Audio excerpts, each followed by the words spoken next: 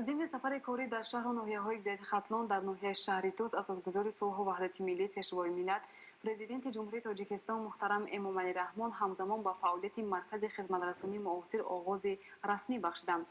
در همین جا همچنین پیشوای معظم ملت با یک گروه ятимон و маъюбон از ناحیه‌های قبادیان، دوستی، ناصر خسرو و شهریتوس ملاقات نموده از حال و احوال آنها پرسان شدند.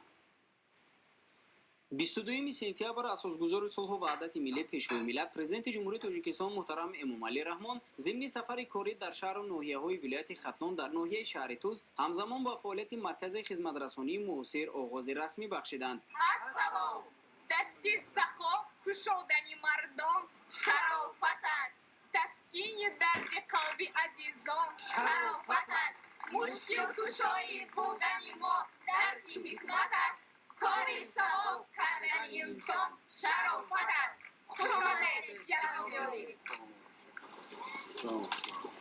ساختمان مرکز خدمترسانی یکی از بندهای نقشه تدبیرها با استقبال سزاوار جشن 30 سالگرد استقلالیت دولتی جمهوری تاجیکستان میباشد که از جانب صاحبکار وطندوست خالنظر دوستیف در مدت کوتاه و با صفت بلند معماری انجام داده شد. ما برادران مرکز خدمترسانی ساخته به استفاده دادیم که در رفت ساختمان این مرکز بیش از 40 نفر ساختمانچیان محلی جلب شده بودند. ما کوشش می‌نماییم که برای آبادی کشور خود سهم مناسب خود را گذاریم. با پیشوای معظم ملت اطلاع داده شد که بنا از 2 آشیانه و تهخانه عبارت بوده. قبط یکم از طربخانه، آشیانه دوم مهمانخانه و قبط پایانی آن از آشخانه عبارت است. طربخانه مرکز خدمترسانی برای 150 نفر پیش بینی گردیده. در آن برای برگزاری توی معرکه‌ها و دیگر جشن و چهاره‌بینی‌های فرهنگی امکانیت خوب فراهم گردیده است. بنای مذکور در دوره اعلان گردیدن سال‌های رشد دهات، سیاحی و هنرهای مردمی جهت بهتر نمودن اینفراستراکچور ساحه سیاحی بنیاد شده، دارای 40 جای خواب و حجره‌های علاهیده قبول مهمانان میباشد. مهمانخانه نیز با رعایت و اسلوب خاص معماری جهانی بنیاد گردیده برای مشتریان امکانیت‌های مساعد استراحت را فراهم آورده است. آشخانه مرکز خدمترسانی در یک وقت میتواند 120 نفر را قبول نماید. نمای بیرونی بنای تازه بنیاد با طرح و اصول ملی آرای یافته، صحن آن در مساحت 500 متر مربع سفالک پوش گردیده است. چراغانکنی و با گل و درختان سایه‌افکن و آرایشی آرای یافتن اطراف بنا به حسن مرکز ناحیه شهریتوس زیبایی تازه ضم می‌نماید. بعد با فعالیت پرداختن مرکز 20 نفر ساکن ناحیه با کار و معاش خوب تامین گردیدند. سرور دولت محترم امامعلی رحمان با کارهای انجام یافته بهای بلند داده با فعالیت پرداختن انشاءات مذکور را جهت بهتر نمودن اینفراستراکچور ساحه سیاحی مهم و سری وقتی ارزیابی نمودند. البته مرکز خدمترسانی مرحبا از 2 آشخانه و تهخانه عبارت است که تهخانه برای آشخانه و آشیانه یکم باشد برای خدمترسانی توی معرکه و طربخانه و آشیانه دوم باشد برای مهمانا که این سال سیاحی رشد دهات اعلان گردیده بود. ما نیز برای آشیانه دوم را برای 40 نفر مهمان تشکیل نمودیم و در آینده ما تصمیم گرفتیم که برای بهتر خوبتر گرداندن صفت خدمترسانی مردم سهم خود را گذاریم. در همین جا همچنین پیشوای معظم ملت با یک گروه ятимон و маъюбон از ناحیه‌های قبادیان، دوستی، ناصر خسرو و شهریتوس ملاقات نموده از حال و احوال آنها پرسان شدند.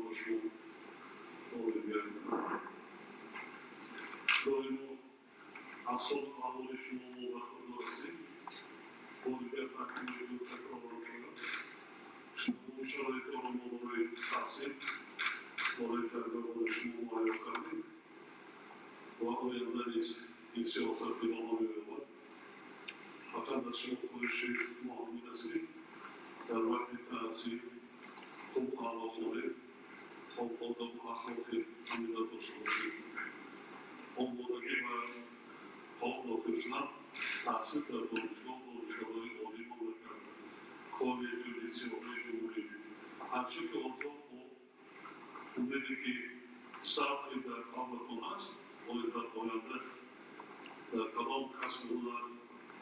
انتخاب میکنید اصلا آمادگی ندارد که در وقتی تنصیب آینده زمانی شما مشکلی ایجاد نگرد.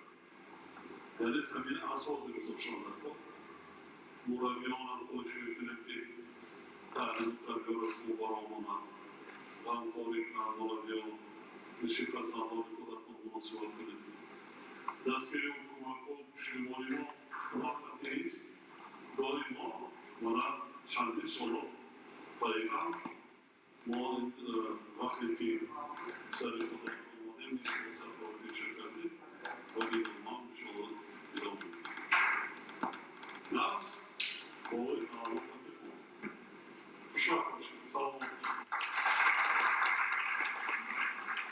ضمن ملاقات صمیمی سرور دولت نورسان جوانان را که با امر تقدیر از پدر و مادر محروم گشتند با آموزش علم‌های معاصر، دوست داشتن وطن، حفظ ارزش‌های ملی و آباد و زیبا کردن وطن اجدادیمان هدایت نمودند. در همین جا پرزیدنت مملکت محترم امامعلی رحمان با 78 یتیم پسران و دختران که زیر پرستاری حکومت مملکت قرار دارند تحفه‌های عبارت از سر و لباس موسمی، شیم و کاستیوم و پایافزال تقدیم نمودند.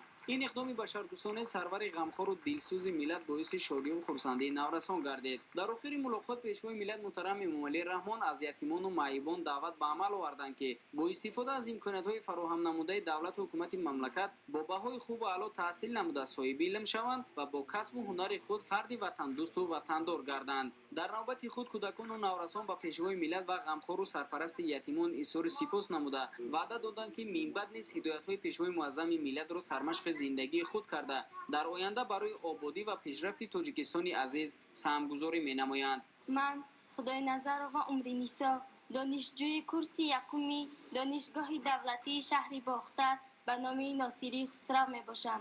جواباً به این غمخواری ها وعده می دهم که با بهای خوب و اعلا تحصیل نموده بهر آبادی و گل شکوفی وطن عزیزمان خدمت ارزنده نماییم. مورد به یادآور است که یتیمان و بی‌پرستاران و عائله‌های کم‌بزاعت همیشه زیر توجه رهبریت دولت و حکومت مملکت قرار دارند و برای بهداشت زندگی آنها از تمام امکانات‌ها استفاده برده می‌شود.